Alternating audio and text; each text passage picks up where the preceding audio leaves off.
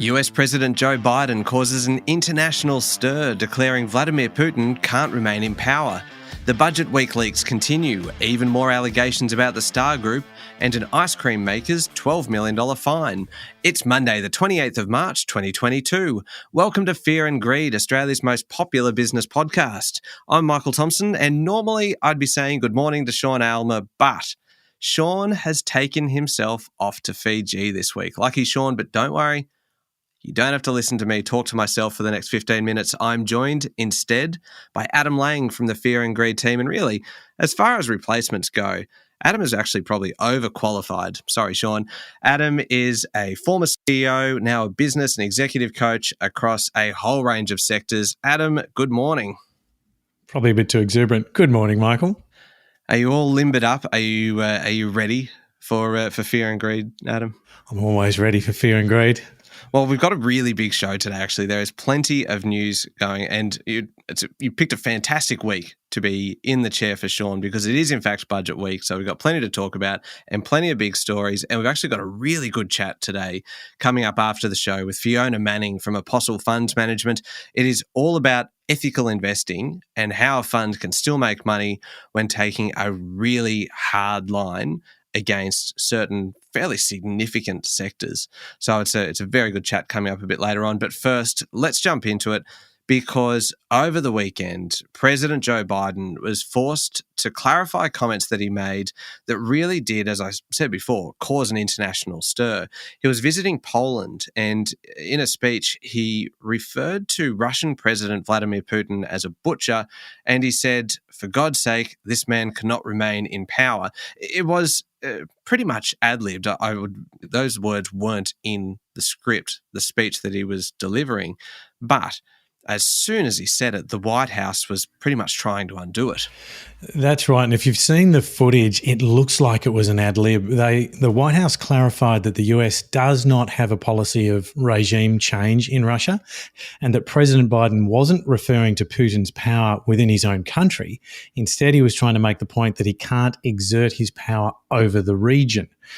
But that part of the speech has already been replayed on TV in Russia, and the Kremlin has insisted it's not up to the US president to decide who runs Russia.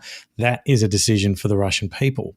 President Biden was apparently trying to warn allies that the region could be in for a lengthy conflict.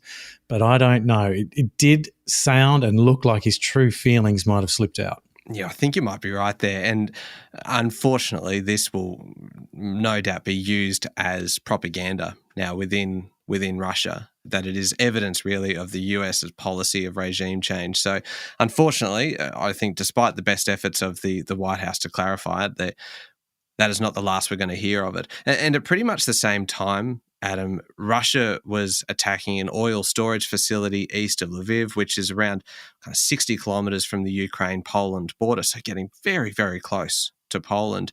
There was also reports yesterday of more shelling at a nuclear facility. This is the same one that came under attack a few weeks ago, so the conflict is still raging. In his speech in Warsaw, President Biden said that Europe needs to end its reliance on Russian energy sources. It was a pretty kind of wide-ranging speech, but I just wanted to talk a little bit more about some of those, the economic impact of all of it, because steel in particular, Russia is such a big mining and metals exporter, and the supply is clearly disrupted at the moment. For example, there's one big company, Sevastol, which is listed on the Moscow and London stock exchanges. It's owned by a billionaire Russian oligarch. Sevastol is Europe's third largest steelmaker by output, and it has money, but it can't trade because of the European and US sanctions. Its banker, Citigroup, has stopped processing payments. And that's where this gets really interesting. Sevastol has a big debt repayment due soon, even though it has money in its accounts, but it has no means of paying it. So we could actually see Sevastol becoming the first big Russian multinational to default. Now, there's a silver lining for Australian steelmakers in this story because their supply lines and trade routes still remain open. So if supplies from Russian firms like Severstal are unreliable, customers will go elsewhere, like here. And our local sector did very well last week. So does that then explain why BlueScope Steel did so well? It was the top performer on the stock market on Friday. In part, that broader certainty versus uncertainty and reliability versus unreliability issue is certainly benefiting stock markets in countries like Australia with stable regimes. BlueScope is getting some lift from supply issues in Russia, but also the lockdowns in steel-producing regions in China, which is another big steel-producing country. All right, now I want to get to China a little bit later on because there's a bit more happening there as well. But just briefly on the markets, it was a good week last week. The S&P ASX 200 rose every day last week, closing 1.5% for the week on Friday.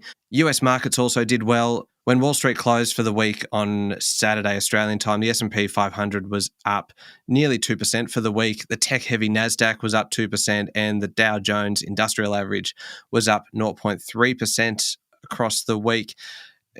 Adam, it really does seem that investors in the US are increasingly confident that the economy there can ride out the war in Ukraine and the impact of expected interest rate rises later this year.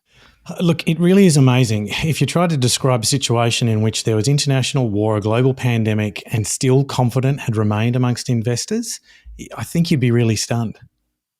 All right, Adam, you're 4.5 minutes in. How are you enjoying filling in for Sean so far? Oh, I'm really enjoying this. There is actually so many stories around, so it seems to be going fast. Yeah, there's plenty more to discuss. We'll be back in a moment with the rest of the day's business news.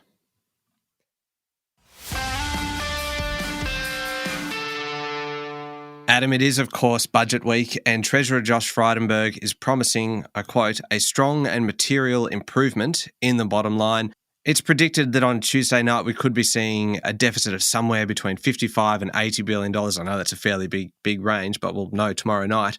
It is a long way from the surplus days, but still better than the $100 billion deficit last year. Really, though, a big focus of the budget tomorrow night is going to be the cost of living. Yes, the government is under a lot of pressure to deliver some relief for households as the cost of everyday items is rising sharply, and that, of course, includes petrol. But there's also an upcoming election, and the opposition is polling well. So the government is likely to splash some cash around. So far, and these stories do seem to keep coming out, we know that pensioners, and that includes part pensioners, will secure a one-off cash bonus of $250. And at the other end of the retirement spectrum, the Treasurer has said he will extend by one more year a temporary COVID relief measure benefiting more than 1 million self-funded retirees. And that's by allowing them to halve the minimum amount of money they must withdraw from their superannuation fund every year. The Treasurer is refusing to comment on a potential cut in the fuel excise. The current rate is 44.2 cents per litre, and it's worth around $10 billion a year to the government. Adam, over the weekend, I felt like I had won the lottery because I found fuel, unleaded petrol, for $1.94 a litre. Under $2. Well played. By 6 whole cents under $2. So you can be sure that I filled up the car as far as it would go. And even after it started clicking at the end, I'd just try and squeeze a little bit more into the tank. I'm just there wringing every single drop of petrol I could out of that Bowser. But anyway, I digress significantly. Back to the budget. There are expected to be changes to things like incentives and bonuses under employee share schemes. I think this kind of thing is really interesting, and I like this kind of slightly innovative kind of policy. You sometimes hear stories of startups gifting employees a parcel of shares, or it's not even so much gifting as basically including it as part of their remuneration. Those shares go on to be worth potentially significant amounts down the track, particularly if the business succeeds. You see it happening a lot really in the tech sector, and it does look like Treasurer Josh Frydenberg wants to make the local tech sector more competitive, attract better talent, potentially stop or even reverse the brain drain kind of heading across to Silicon Valley or elsewhere in the world. We are going to have a lot of coverage of the budget over the next few days, so keep listening to Fear and Greed. Yeah, that's right, Michael. And look, I love this story. I think giving employees a share in the business, literally making them part of the business, I think it's just a great way to go. Oh, yeah, skin in the game. It really does make a really big difference, doesn't it? Right, now I mentioned China earlier. Stand by to hear a lot more this week. Trade Minister Dan Tehan flew to Washington on the weekend to meet with his US counterparts at a strategic economic dialogue. That's right. And top of the agenda is going to be China's economic coercion throughout the Indo-Pacific and ongoing supply chain threats. Economics and trade and the challenges that China poses will become a third pillar of the Australian-US alliance, right alongside defence and foreign affairs. The economic dialogue will become an annual forum, and the US and Australia want to work more closely with other countries to push back against Chinese coercion. They'll also cooperate more closely on the impacts of sanctions. Adam, it's interesting, isn't it? The thing about China is that it's actually much more interconnected with the world trade-wise than Russia. By dollar value, China is the world's biggest exporter. Russia is, I think, the world's 20th biggest exporter. China actually has a lot more to lose than Russia if it ever faces trade and financial sanctions like Russia is now. It's really interesting to get that context because, you look at Russia and it's enormous and we know of its mineral wealth, but to put it into scale like that with China, I think helps really contextualize the whole story. Now, last week, Adam, really kind of became casino week because every day there was another update, usually a fairly disturbing update from the inquiry into the Star Group, particularly about some of the ways that they handled huge sums of cash from high rollers, particularly high rollers visiting from China. There was a pretty fascinating development over the weekend. Yes, AUSTRAC, which is the federal government agency responsible for monitoring financial transactions to identify money laundering, organised crime and tax evasion, audited Star Casino in Sydney 5 years ago. It seems they gave it the tick of approval. Now, remember that some of the allegations about the casino allowing high rollers to use Chinese union pay cards go back as far as 2013, 4 years before that audit. So I just want to get this straight because the detail on this is actually pretty interesting. It's alleged that the casino was disguising gambling expenditure as hotel expenditure because gambling's illegal in China. Union pay blocks gambling-related transactions, but paying for a hotel stay, for example, is fine. So what the allegation is that the Star swiped those cards in the hotel part of the complex as payment for accommodation before providing that money, kind of in a roundabout kind of way, back to the gamblers for use in the casino. Yeah, that's right. The money was given back in the form of a chit or a credit that they took into the casino to gamble. And according to the Australian newspaper, one Chinese gambler who lives in Sydney got an invoice for $900,000 for a 27-night stay at the hotel, but he never stayed one night. Now, can you imagine the room that $900,000 would have bought for a 27-night stay?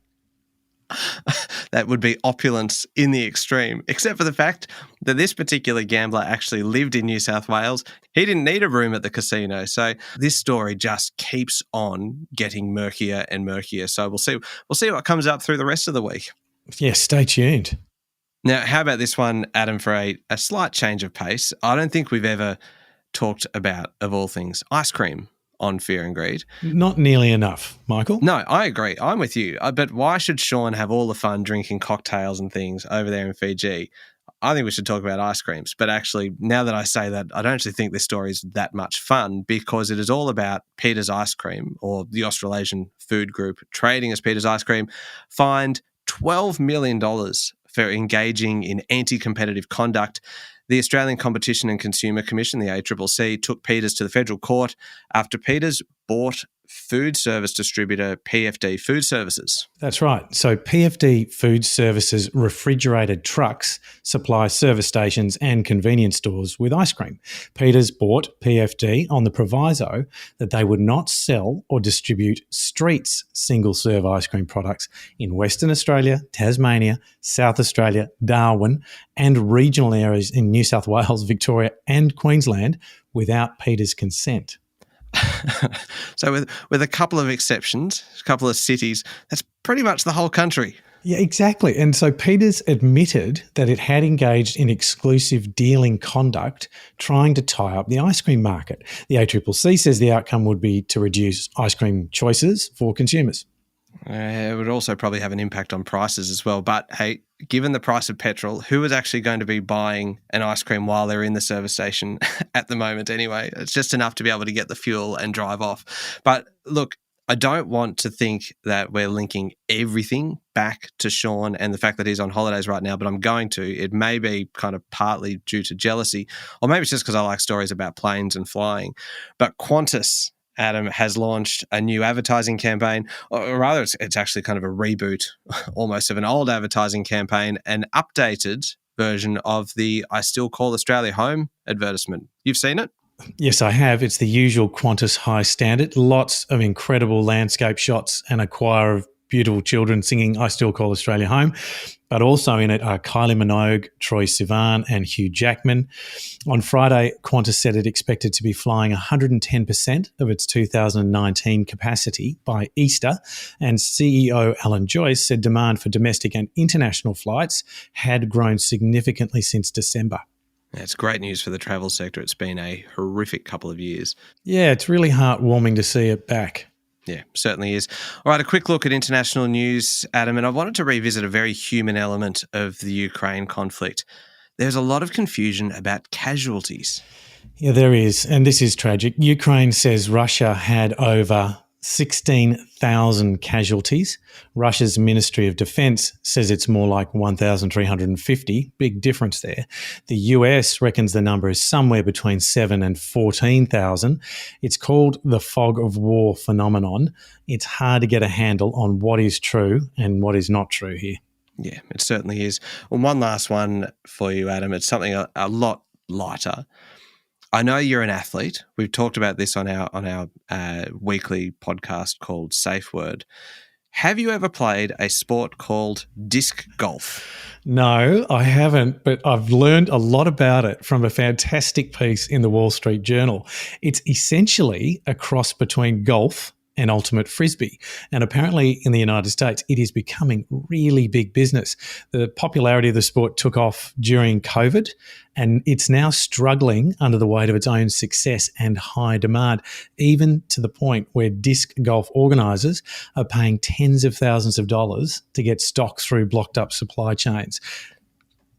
It's a fascinating kind of illustration of kind of how all those things come together, the supply chain challenges, the shortages of materials, and now it's having an impact on this thing that has just boomed during the pandemic. So it's a fascinating story. Check it out if you can on the Wall Street Journal website. If you do, there is a great piece of vision from June 2021, what is regarded as the greatest disc golf shot, 75 metres into the bucket. The greatest disc golf shot. Look, I can't imagine that it's there's a huge range of options for that at this stage. Maybe I should say disc golf throw. Yeah, but it's not as though there's like 100 years of history from which to select the best shot. There's about kind of 18 months of history in there. This is the best one that came out of those 18 months. But I do agree with you. It is definitely worth checking out on the Wall Street Journal website. And we've also got a terrific interview for you today about ethical investing. We're talking to Fiona Manning from Apostle Funds Management. They have a fund that deliberately excludes fossil fuels, gambling, alcohol, and more. It's a great insight into how it all works and how they exclude those sectors and manage to basically not let that impact returns for investors. So, and while you're at it, also 2 more podcasts to check out. I'll mention these quickly. The Week Ahead with Stephen Koukoulas, our resident economist. As you can imagine, he is very excited about Budget Week, and we'll be talking to him more throughout the week about that as well. And Safe Word, our weekly podcast that seems to be about pretty much everything but business. So you'll find all of that in the Fear and Greed playlist on your podcast platform or at fearandgreed.com.au. Thank you very much, Adam. Can I convince you to come back and do it all again tomorrow? You bet. Fantastic. It is Monday, the 28th of March, 2022. Make sure you're following the podcast and join us online on LinkedIn, Twitter and Facebook. I'm Michael Thompson, and that was Fear and Greed. Have a great day.